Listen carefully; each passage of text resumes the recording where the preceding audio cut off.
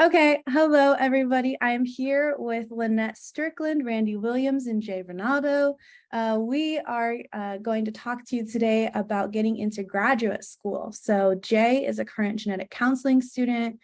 Randy and I are both current PhD students, and we have Lynette who already achieved her PhD. So we have a variety of experiences and backgrounds for all of you, and we're very excited to give some tips on how you can make your application shine. So what we're going to start with today are just some basic application requirements, and then we'll get into some nitty-gritty about what we actually did to prepare for our application. So just starting from like a typical timeline, usually applications are due sometime around November or December. Occasionally, applications are due in early January. And then in February and March, right after you've submitted your applications, the interview processes start, and we'll talk about those interviews later in this conversation. And then in mid to late April, that's decision day for us at PhD programs and match day for genetic counselors, where you actually find out what school you're going to go to. So some common application requirements for getting into PhD programs are obviously your transcript. They want to know where you've gone to school and how you performed in classes.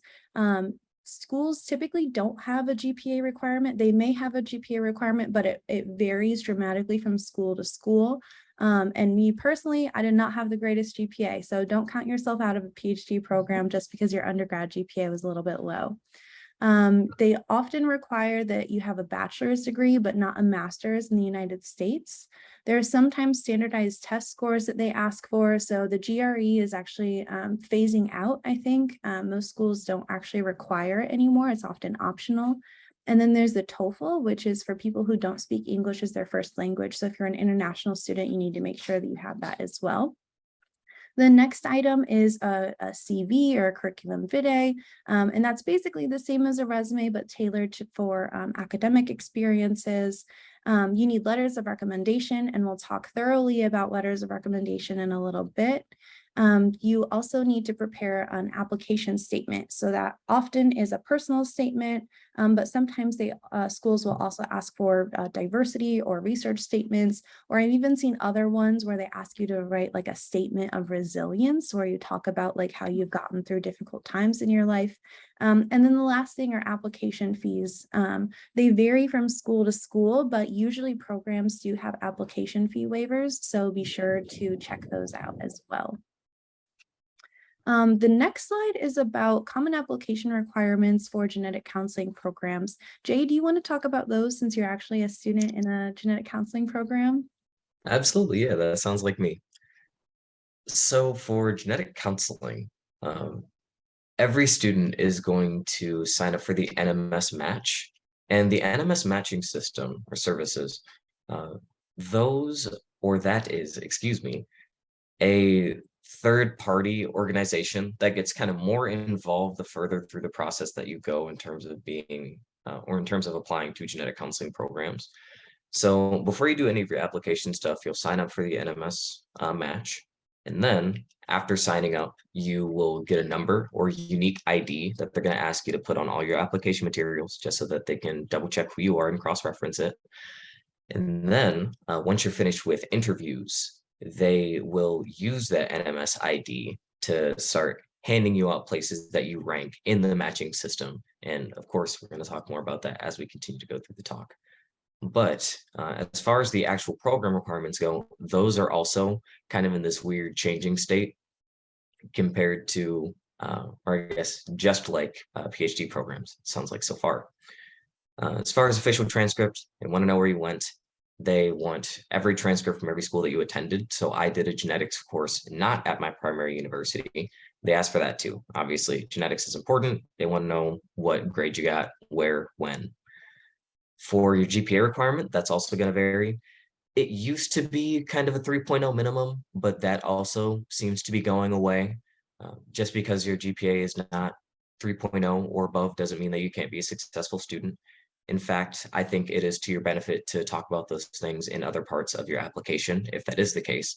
If anything, it just shows that you're willing to do the work and make sure that you are a competitive applicant and really representing yourself the best way that you can.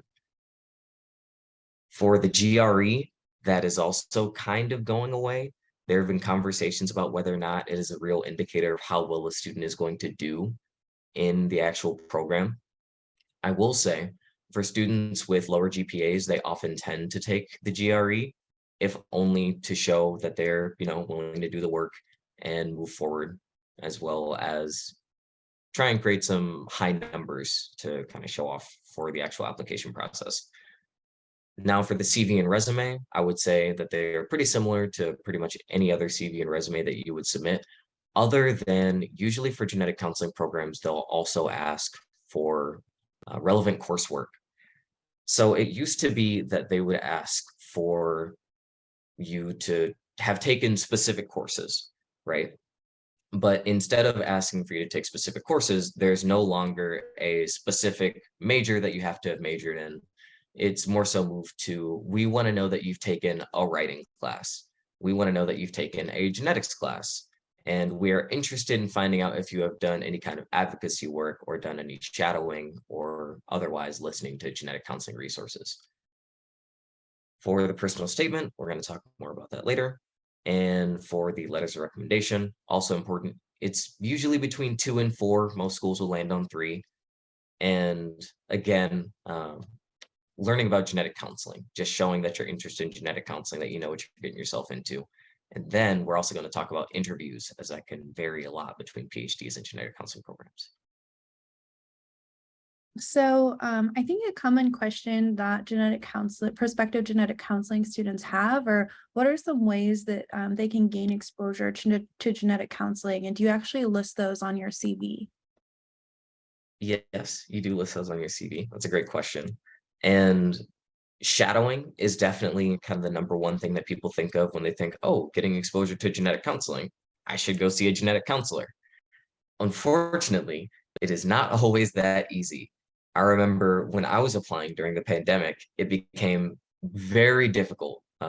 It felt like nigh impossible to get shadowing experience. And programs are very understanding of that, especially people wanting to stay safe during the pandemic, or genetic counselors kind of being at their limit in terms of workload and not necessarily being able to take on students or having the time to allow for multiple people who are interested in shadowing to shadow. But if you are able to shadow, that is something that you could absolutely talk about in your CV. Attending workshops, symposium information session, all of those things are also fantastic to list in your CV, as it shows that you're interested in genetic counseling, you've been doing your due diligence and trying to find out exactly what's going on there, and interacting with genetic counselors. I wouldn't say that you should list who you were interacting with or genetic counselors that you have interacted with, but them knowing is probably going to inspire the question, oh, who did you talk to? Because in genetic counseling, there are so few people, it feels like, who do it. It's a very small world, and oftentimes people are connected by maybe 2 or 3 degrees of separation. And lastly, listening to some genetic counseling podcasts, definitely excellent conversation material for any GC. They will walk away with 1 to 2 recommendations from you, ideally, and they will give you probably 3 or 4, just because it's a nice thing to have on in the background where you work, do case prep, and a really good way to stay up to date on genetic counseling science and conversations. That's awesome information. And then the last question, which is genetic counseling specific, is about the match. Do you mind talking a little bit more about that? Yeah. So the match is kind of this magic thing that we all kind of accept happens and is associated with the process. Now, like I said before, the match is this kind of third-party organization that you sign up on before you do pretty much anything.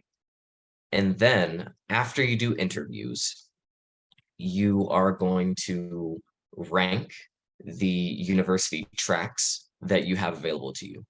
So, and I'm kind of jumping around a little bit, but if you are accepted for an interview at a university, then those tracks become available to you. Now, what do I mean when I say tracks? Applying to a university doesn't just mean that when you rank them, you say, I want to go to university 1, 2, or 3, or maybe you want to spice it up and say, I want to go to university 2 the most, and then 1, and then 3, For the tracks, there are different scholarships usually associated with them. So University 1 might have scholarships A and B. And you might say, I want scholarship B. So you'd rank 1B first, and then you have the opportunity to rank either University 2 or 3, or you can rank University 1A after, if you think that scholarship is also really good. Typically, there's also a track that has no scholarship involved. And when it comes to paying for genetic counseling programs, those are usually done through FAFSA or out of pocket. So up next, let's dig in a little bit more with the personal statement. So we talked about personal statements being required for getting into both PhD and genetic counseling programs. So do any of you have tips for writing those personal statements? When it comes to the personal statement, my biggest advice that I can give is make it personal. It's in the title, like make it personal. That's really what they care about. They've read so many personal statements. The biggest thing is not having them read another personal statement that is very safe and says, I want to go to genetic counseling school or I want to get my PhD, and that's it. Because I guarantee that everyone listening to this has had some unique experience in some way, shape, or form. Talk about it. They're interested. They're interested in learning about you as a person, and especially in collaborative environments like a PhD or a counseling profession. People are interested in knowing what you're all about.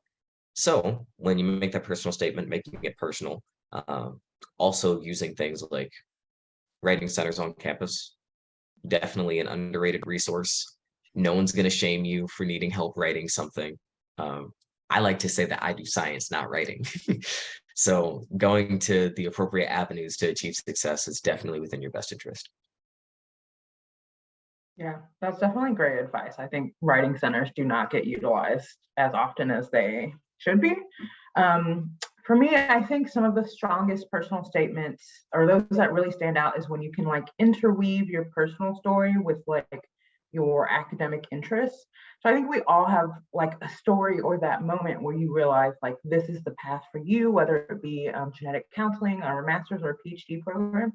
And it's usually very intimately connected with who you are as a person. So there's some moment in your life, something happened that like produced your unique set of passions. And so really like telling that story, like why your research interests align with who you are, I think really will allow your personal statement to stand out. I'd also like to add that it's important when you're writing personal statements to start early and definitely have your letter of recommenders look at them. They can provide valuable feedback, and also from looking at your personal statements, it could help them writing your letters of recommendation. Mm-hmm. Yeah, I totally echo what Randy said. It took me such a long time to write my personal statements because I'm the kind of person who like my first draft is basically written by a toddler. Like I just word vomit onto a page and try and figure it out later. So the more times that I have to go over and over and over different drafts, the better it becomes.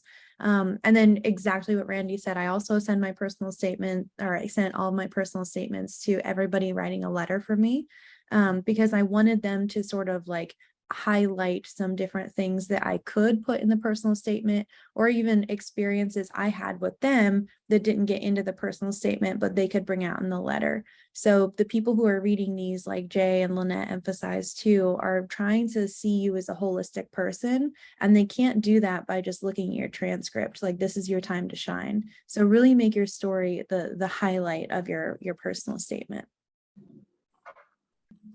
Okay, so now let's move on to letters of recommendation.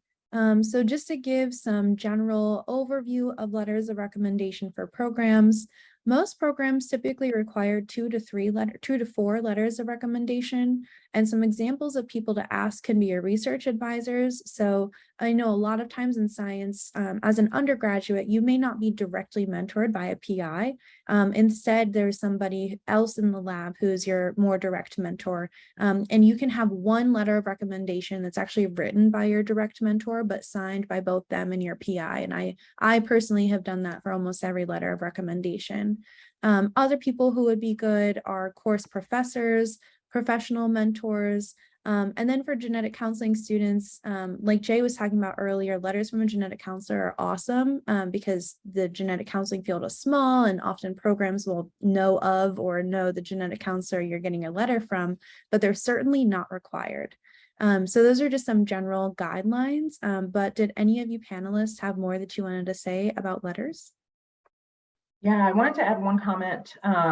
So for a lot of PhD programs, I think most students will ask at least one professor. And so I think students often want to go to the professor where they did like the best in their class. And that's fine, that works well. But I think you also want to think about professors that you had the most amount of interaction with. So maybe you didn't get like the highest grade in the class, but you got like a solid B or maybe an A, but you interacted with that professor a lot. You were asking a lot of questions. You saw them in office hours because you want someone who can speak to like more than just they're really smart. Something like, you know, they're incredibly hardworking. They go find the information they need. They're resilient, right? So you want someone who can really speak to these different qualities that are all really important in succeeding in these sort of programs. Yeah, that's awesome. So a general question for the panel is, when should students ask for letters of recommendation? I will echo what Randy said earlier about personal statements and say that please start as early as possible for letters of recommendation. These are really busy people. And like, even if you're very cool with these people and even if you have a lot of rapport built up with them, it is nice to know more than a month in advance, if possible, you know, because that's a really sharp deadline for them to try and make. Trying to at least tell them that you're interested in doing the application process and that you plan on calling them or calling on them in the future is even really nice. Just letting them know that, hey, I'm interested in having you write a letter of rec. I don't have all those specifics yet, but you'll get this information in a month. They can start thinking about that, putting it on their calendar. Yeah, I think another thing too, students can feel a little awkward with, and it's still to this day, it's something I feel a little awkward about too, is when you're applying to multiple programs, it's often the same 3 or 4 people who are writing these letters for the multiple programs. Definitely, it's not something that you need to feel awkward about. Like, we all do this. We all have been in the position of either writing letters for people or having letters written for us. And so usually, like, once they've written that first letter for you, they will change like the heading and like specific information about what school or department you're applying to. But once they have that template, they can totally like easily tailor that to different schools. So I would say don't feel awkward if you're applying to several different programs. That's a great thing to do. And anyone writing a letter for you is happy to send out multiple letters to different programs. Yeah, so do you have any tips for how students should go about asking for letters of recommendation? I was advised this at one point in my PhD career, and now I advise it to everyone else. Using the phrase or some phrase like, are you willing or able to write a strong, positive letter of recommendation for me? I've heard horror stories of people writing letters that are negative or not like helpful, which is terrifying. And so just clarifying that they feel comfortable writing a strong letter, so it's not just sort of a lukewarm letter, but they really feel like they can speak to your amazing qualities, and that it will be a strong positive letter, I think is really important. Also, another thing I would like to suggest is when you ask for letters of recommendations after the professor says yes to do it, you should send them a spreadsheet of all the program deadlines so they can just keep that on file and they can keep track of that, because professors are going to be very busy. They've got a lot of things to do. So it's having all of that on one document is very helpful for them. Absolutely. And setting up some kind of time one-on-one to talk about what genetic counseling is very important. So making sure that they can speak to skills that are relevant to genetic counseling, because it's more of a niche profession, and being able to have those conversations with someone who sounds like they're at least interested in writing a letter for you, you want to make sure that they're spending their time wisely and talking about things that are going to be relevant to your application. But yeah, setting up some one-on-one time always useful, making sure everybody's on the same page. And on the note of having a spreadsheet that refers to all of the times that applications are due, the earliest genetic counseling deadlines, I want to say, are December 1st. Usually they're around December 15th, and the latest ones are in like mid-January.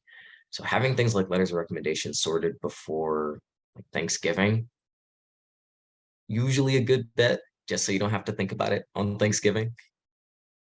Yeah, for sure. I remember when I was submitting my applications for grad school, when I would ask people to write a strong letter of recommendation for me, I did use that phrase, please write a strong letter, and willing and able. That's another key phrase, because many people are willing, but not all are able. When I would get a confirmation that they were happy to write a letter for me, what I would do in my response to them is say, okay, here's all the materials you need in order to write this letter.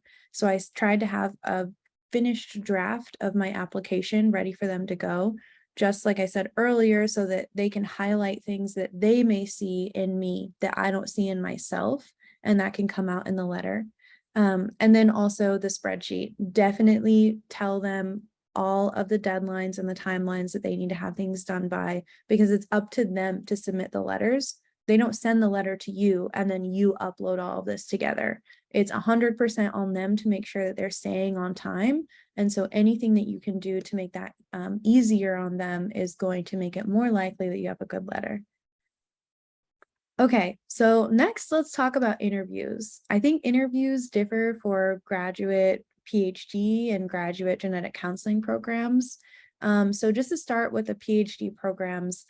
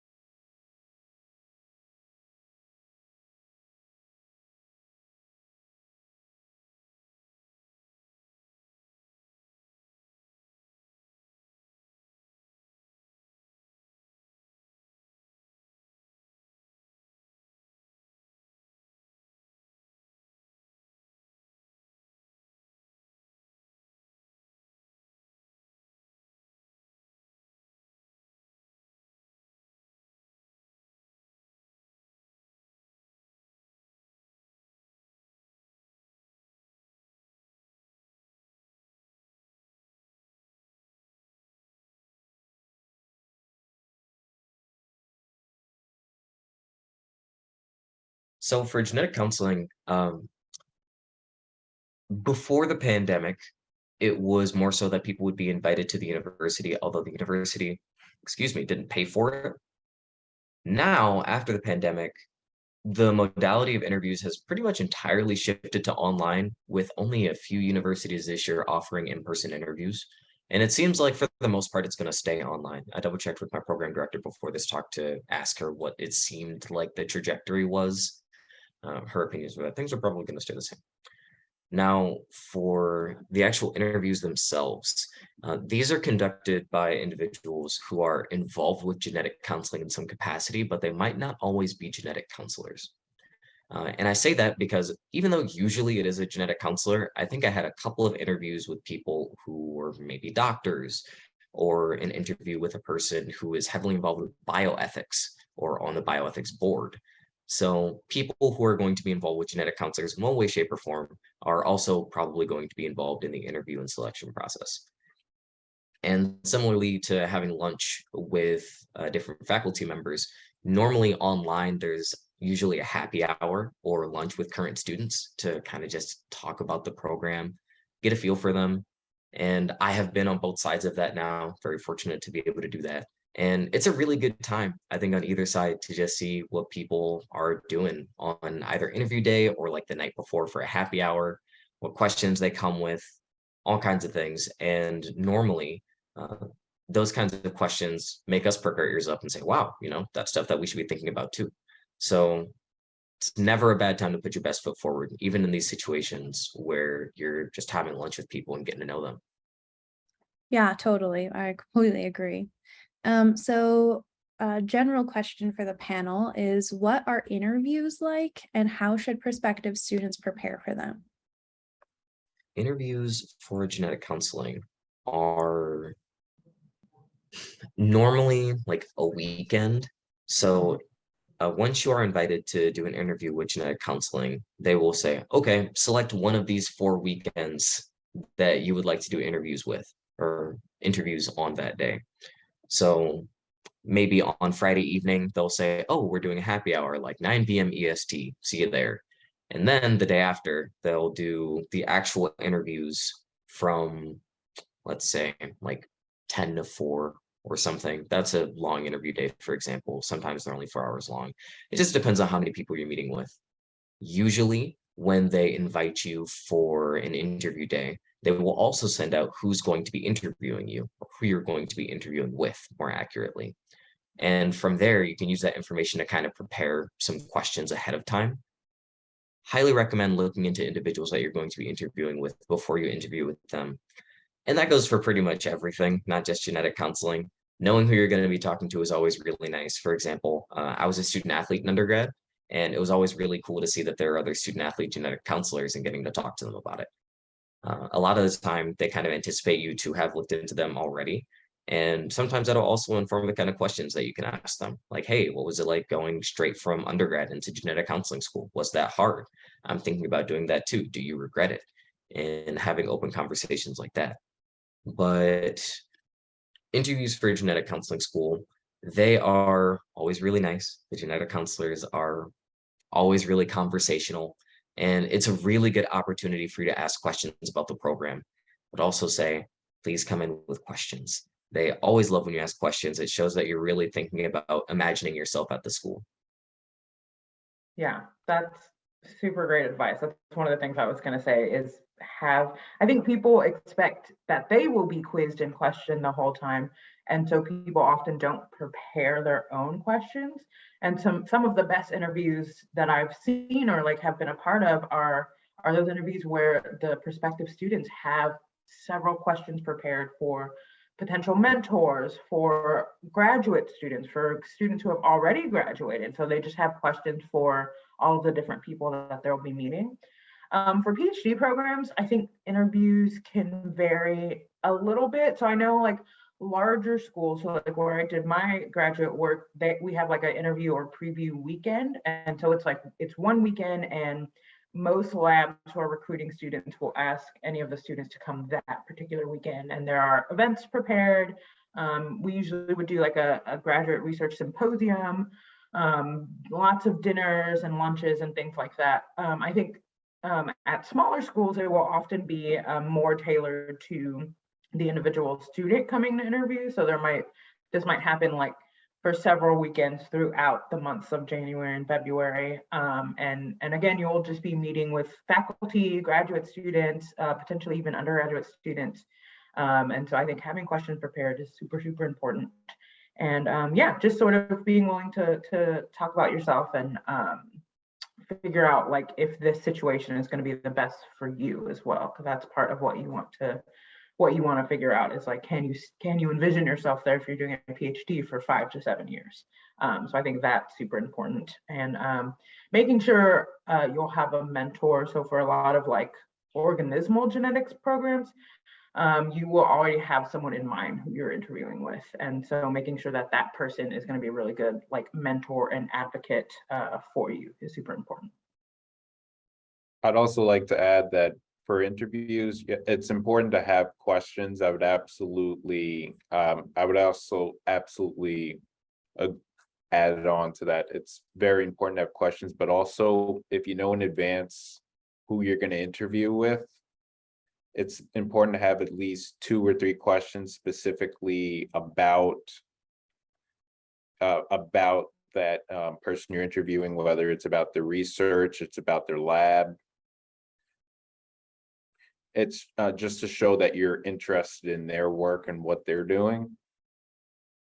Yeah, certainly. And during these interviews, it might not be the last time that you want to speak to these people who are conducting the interviews. So I can say that some of the people who I interviewed with at the school I currently attend ended up being on my committee.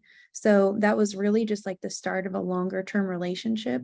So making sure that you know who you're talking to is important, because, you know, you might want to, that might be a connection that you want to come back to later.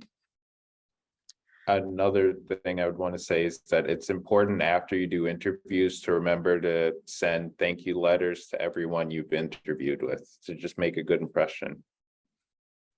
Yes, you should definitely do that. That's a great piece of advice. So this may be a difficult question to answer for genetic counseling, but especially for PhD programs, how quickly do schools respond after you do the interviews? So for genetic counseling, it's complicated, first and foremost. So I wouldn't necessarily say that there's a response that happens. It's more so that they have to rank you or not before the match date, which for 2023 is April 19th. So you won't hear back from them. Normally, you'll receive an email that says, hey, thanks for interviewing with us. You know, we like seeing your face here. And then on April 19th, after you have done your matching, the deadline for matching is April 11th, I believe. It's linked on the NMS website. I believe the deadline for matching is April 11th. And from there, you decide what order you want to rank all the universities, all the tracks within the universities. And then once you have that how you want it, April 19th, you get an email from the match, like the third-party organization, the match. Then they say whether or not you have been matched. And if you have been matched, then you'll receive an email from the university as well, congratulating you and getting you started with onboarding. I was invited to a Zoom call after I got matched with other people that got matched. Yeah, normally it's not a hear back situation though. From my experience from applying to PhD programs, I heard back about like a month after interviewing.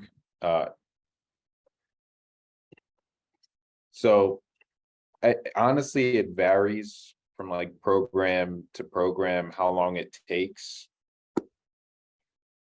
But usually, I guess schools, they give you some kind of like ballpark that you should hear back by, you know, this deadline. Yeah, I remember there was one school who I heard back from like literally the next week. Like I interviewed on Thursday and Friday, and then on like Tuesday of the next week, they already had my decision. So it dramatically varies from school to school, but I think expecting about a month is probably safe.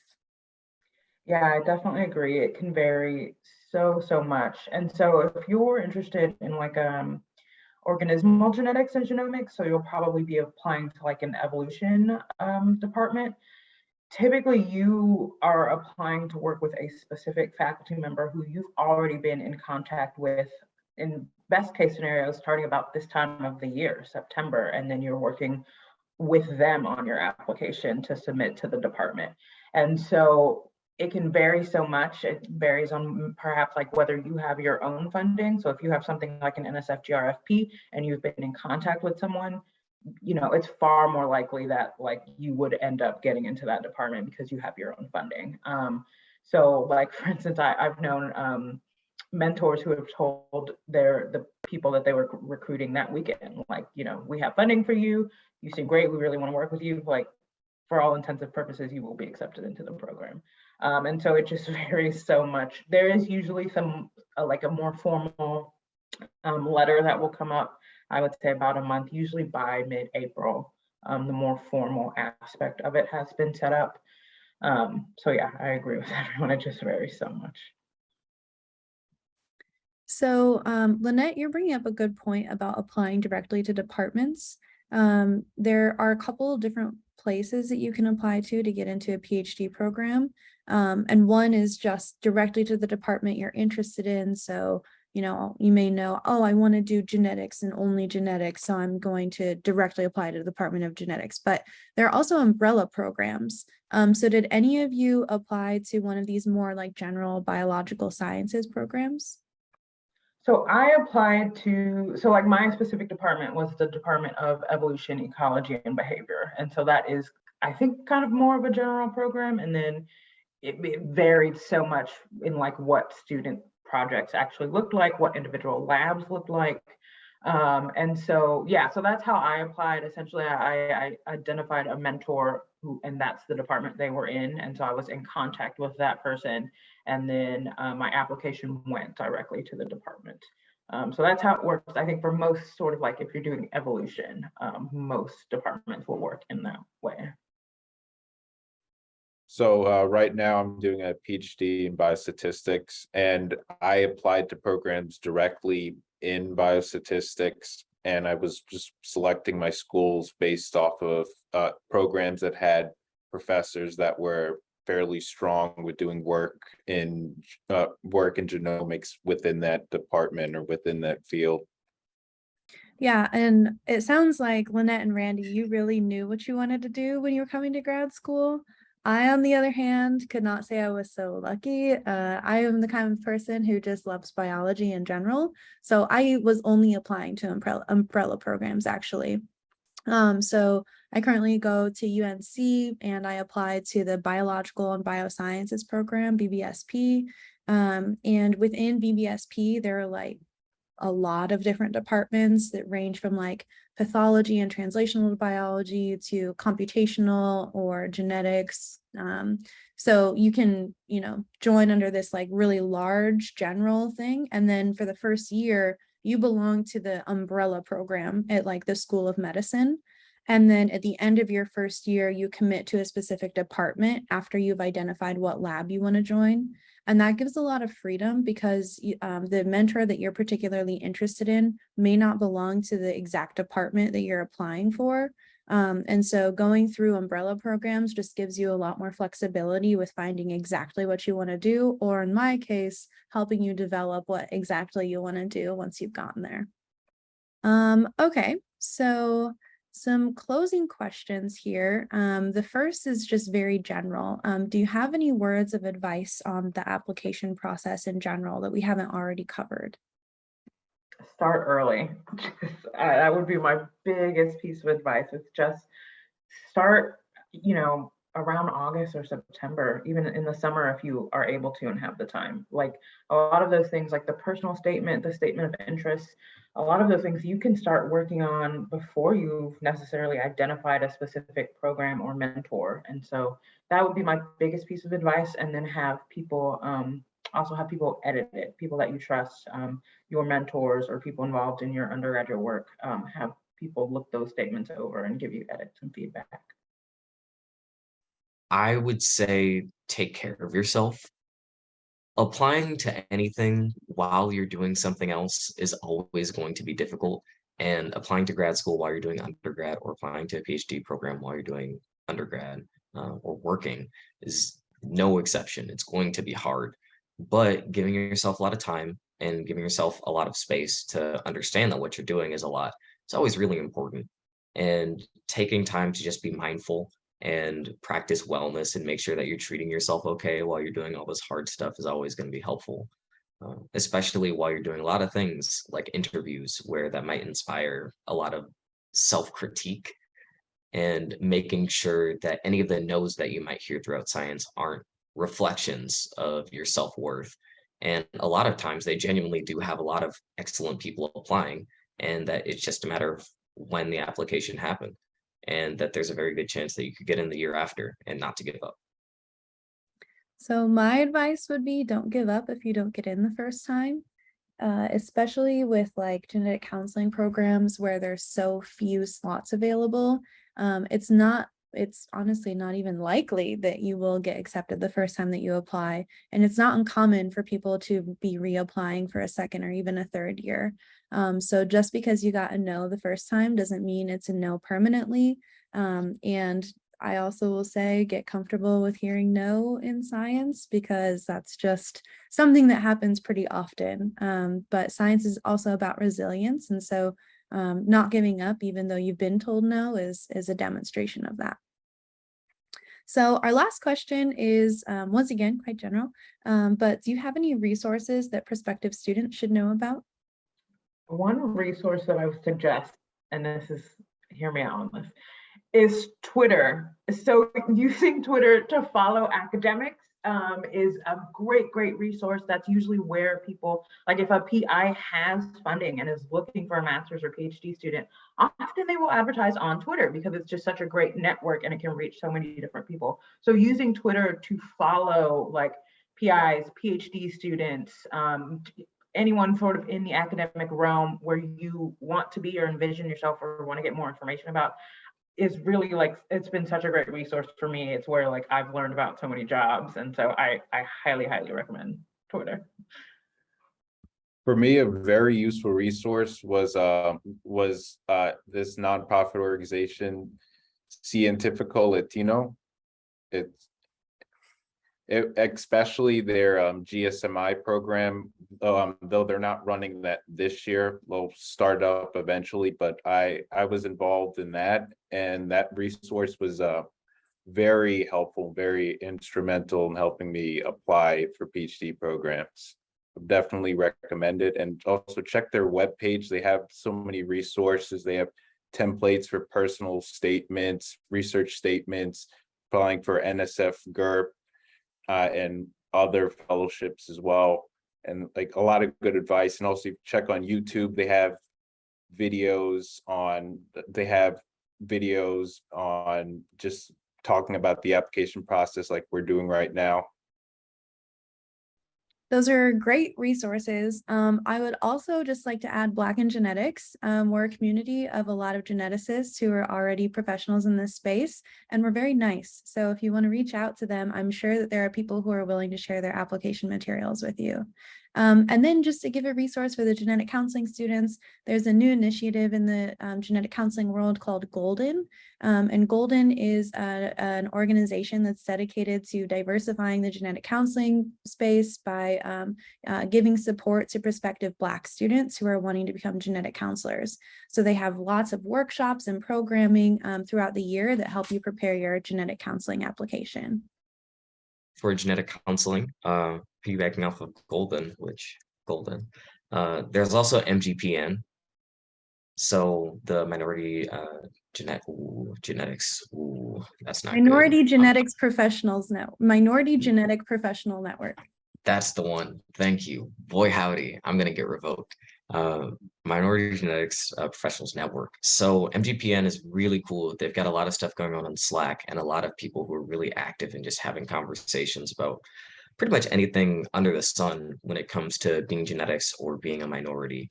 And I personally have found a lot of support there, and being able to talk to some of my classmates who are also minorities has been really nice to be able to have those conversations.